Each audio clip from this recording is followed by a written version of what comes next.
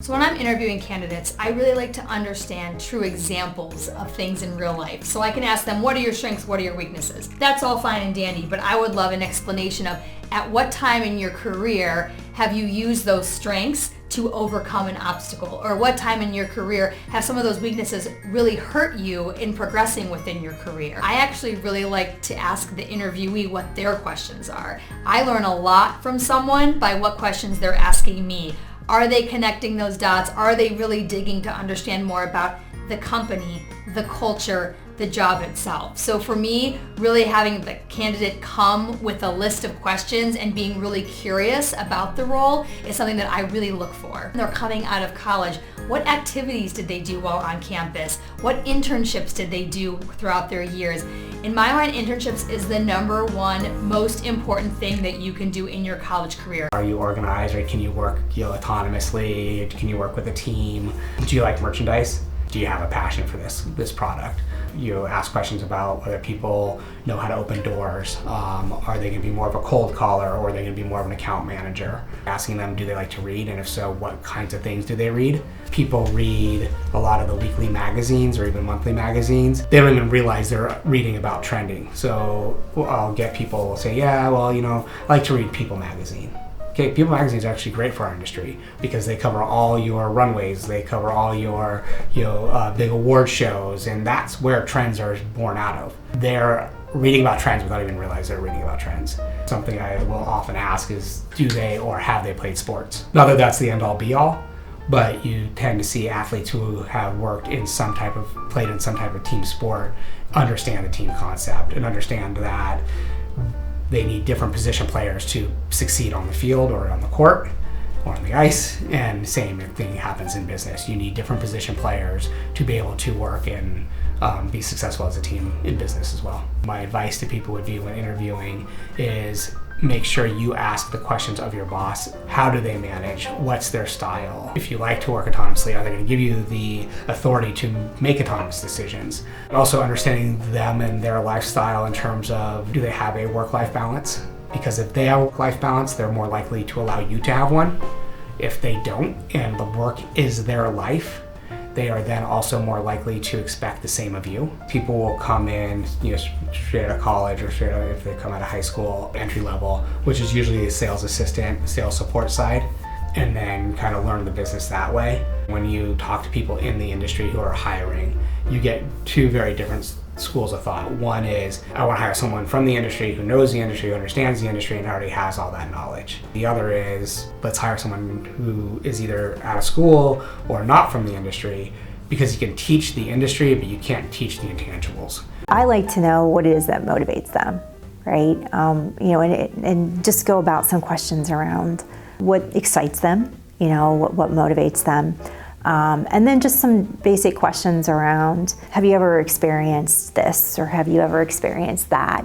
So, have them walk us through a project that they've been a part of, what they learned from the project, what their role was in the project. If they've done an internship, really asking them questions about the internship, what they learned from that. Analytical thinking is certainly something that I think is exceptionally beneficial to progress in your HR career. So being able to just think about a situation, analyze it, and come up with a theory. We're just looking to see that they've actually had some exposure, some job, right? Even working at Target or working at a restaurant, in a capacity like that, puts you in more of a lot of HR is customer service. Really, when you think about it, it's your customer service to a manager, or it's customer service to the employee in terms of making them, feel like they've been heard and, that they've been able to get a resolution. So I think what we look for, if you don't really have a lot of work history, is that you have some work history, whether that would be, and even someone potentially who's, maybe had a role and they've just been a babysitter. We're looking for somebody who demonstrates dependability. One of the things in HR is how you get along with people, right? And how you respond in a situation that may be tense. So, did you ever have a project where you didn't get along with the others on the team, and what did you do? So I think it's important, to be specific, right? And to give examples. A lot of times people will just kind of give you some vague answer. We're really looking for something specific in there that demonstrates what you really did learn, right? That you're able to articulate that. That's sometimes where you can really get the critical thinking. What kind of projects they've done in the past. When you ask somebody for different projects that they've worked on, you get an idea of what kind of things that they're good at, what kind of things are important to them. You get an idea of how they can contribute to your team, what kind of a person they are. Tell me about a problem you solved that was really interesting mathematically, and how you communicated that problem to a business person. Really important for a data science. It's important to communicate your well-roundedness somehow. The number of other courses that would make you interesting. If you've competed in something, you should write that down. Compete against yourself, because you can see the person competing against themselves and actually see what they've learned. I think it would be awesome if somebody showed me a resume and said, here's version 1 and here's version 2 of this project that I did. I think that would be so amazing. For somebody who's straight out of school would be things like, why are you interested in this position? How you worked with teams. Can you give me an example of a time when you were working with a team in this committee and there might have been some disagreements or conflicts? How did that get handled and what was your role? If it's somebody who's more experienced, what are your favorite models and tools that you use? What are you certified in? When you've had the opportunity to use this tool, what were the things that you focused on? Give us a demonstration of taking a topic that they're comfortable with and doing about 15-20 minutes with a live audience from our client group. And we just invite our friends and family in within the company, and we sit around, maybe 15 people, and we give the person about 20 minutes to interact with the group and share some information so we could see how they operate in front of a group. I remember one question was for an in-game host and reporter for a team in this past season that they weren't doing so well. So I got asked, like, how would you make fans excited and why is that important? Like, how would you go about that? Because sometimes it's hard to keep fans for a losing team.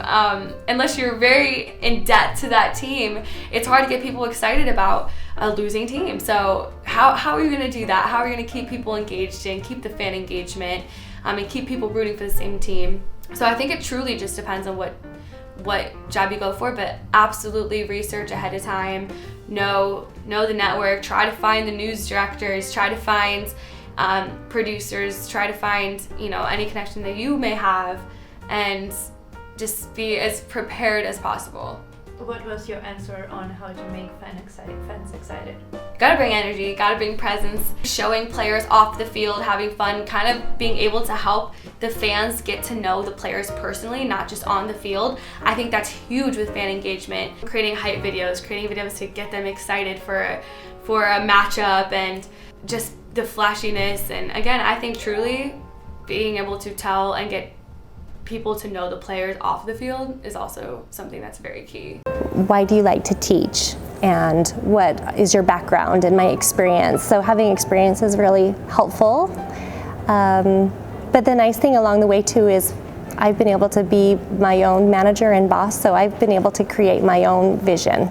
I haven't had to do a lot of interviews because maybe I don't know if that's good or bad, but because I've been able to create that space and the place that I want to be and the type of studio that I personally want. Are you comfortable selling? Tell me how you would market this. How do you get along with people? How are you as a team player? How sensitive are you about your own work? How are you in taking criticism? And then of course the classic, what's your greatest strength and what's your greatest weakness, that kind of thing. What would you advise to someone how to answer the weakness question? Try to take your strength and turn it into a weakness without seeming cheesy. I may say, I'm really disorganized. The upside of that would be, I'm disorganized because I usually have so many things going on. I take on more projects than are generally assigned to me, so therefore you may find a lot more things in my office than you might expect. But on the other hand, I never miss a deadline. I get everything done. So it may look like chaos, but I know what I'm doing. Most students who are coming out, either undergrad or certainly or graduate, that are like in one of our programs, they're usually applying for jobs that have sort of a title like analyst, sometimes or associate type of thing, where they're often going to be looked at for their quantitative ability. Can you use Excel? Can you build a complex model? Can you understand cash flow analysis? Do you understand zoning? Do you understand building? So there is definitively a technical side of it.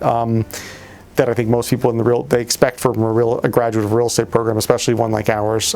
They also want to know about a lot of questions about work ethic.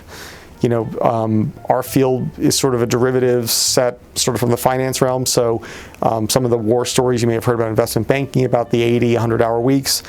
I'm not sure that's exactly what you're going to see in real estate, but they want that work ethic that you're willing to do. I mean, real estate's very deal driven and very, there's a lot of pressure points, and it's large, big numbers if you're working on multi-million-dollar deals. So an employer wants to know that you're going to stick in there and sort of be, in the trench warfare with them. And some of them were logical, like, what do you know about our cause? What do you know about us? What do you know about this position and what we're looking for?